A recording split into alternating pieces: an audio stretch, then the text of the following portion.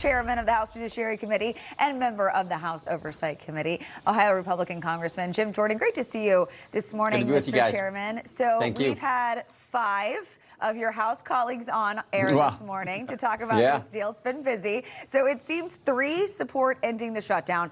2 don't seem so sold on what the Senate did overnight. We know lawmakers are scrambling to get things done. Do you see that happening today? Well, I mean, we'll see what the schedule, we got some rule things we have to deal with. We'll see how that plays out. But I think what this does is when this passes, if and when this passes, it puts real pressure on doing the reconciliation because we have to fund ICE. I mean, you can't function in this world where, but this is what the Democrats want, frankly. So we got to make sure that we get that taken care of. And I think that just increases the likelihood, actually the necessity of doing a second reconciliation package with Republican votes where we can deal with all kinds of things, particularly the fraud issue, but certainly making sure our ICE and Border Patrol are funded. So, Mr. Chairman, it won't surprise you, Politico and others are saying that Republicans surrendered, that they caved, that Democrats are going to consider this a win. I don't see how they do it. They got nothing that they asked for. And if, to your point, you fund ICE and CPB through reconciliation, they got nothing. Yeah, and remember, when they put out their 10-bullet-point plan when they first shut down the government 4.5 weeks ago, 5 weeks ago, number 1 bullet was judicial warrants, which just would not work, is wrong. It just makes no sense because that would, in essence, stop any deportation efforts at all. So they didn't get that. They didn't get a whole host of those other things. So you're right about that, Mark, that they didn't get anything on that list, really. But we're all concerned about making sure ICE is funded. So we will have to do reconciliation, which frankly is, I think in some ways it is good because we know this is where we got the first reconciliation, got the tax cuts, got the money to keep the border secure, got welfare work requirements for people and able-bodied people in welfare, got the school choice component in the tax code, all those good things. Now we got a chance to do other things that are important to the American people, particularly dealing with this fraud issue that's so rampant around the country. And we've heard so much in the last few weeks about the Save America Act. We know that the president has recently threatened to reject any deals that are not tied to the Save America Act. So where do we go from here with that? Well, we may be able to get elements of the Save America Act in reconciliation as well. So again, I just underscoring how important this is.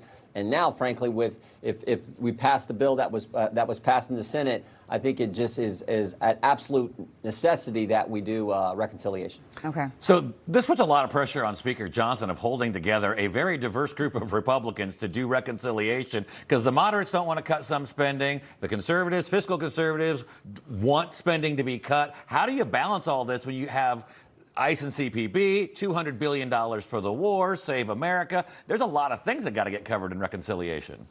Yeah, but I think all that has to happen. ICE is critically important, making sure our military gets refunded. I mean, militaries have to have the weapon systems and bullets and everything else restored. So that's going to have to take place. And then, of course, I think the thing that kind of brings it all together is this fraud issue. There are things you can do, checks and balances on the front end before you start sending taxpayer money out the door where you can prevent this fraud from happening. That will save us a lot of money. I think that's a key element as we do this, as we put this reconciliation package together. And Mr. Chairman, now that this deal is almost done, hopefully, possibly keeping our fingers crossed, new DHS Secretary Markwayne Mullin finally can get to work. It's been a very chaotic intro to the president's cabinet, but how do you think he will do with bringing kind of this embattled department back to full strength? No, I think he'll do a great job. Markwayne, I've known him for a number of years. He served here in the House. I had the privilege of serving with him here, of course, in the Senate. He's done an outstanding job as well. That's the guy the president wanted. He'll do a great job, and I'm confident that we'll get things back rolling, get the TSA agents back there. And of course, what the president did with bringing ICE agents to the airport to help with it. The Democrats were against that, for goodness sake. I don't know of any common sense policies that the Democrats support. Every policy it seems the left adopts these days is just crazy. So yeah, I think Markwayne Mullin will do a great job. Yeah, and we just talked about how an ICE agent in one of New York's airports was able to save the life of a toddler just by performing the Heimlich maneuver a few days ago. Really incredible work that they are doing. Mr. Chairman Jim Jordan, thank you for joining us this morning. Appreciate it. Thanks, guys. Take care. Information, truth, is freedom. Is Newsmax. It's real news for real people.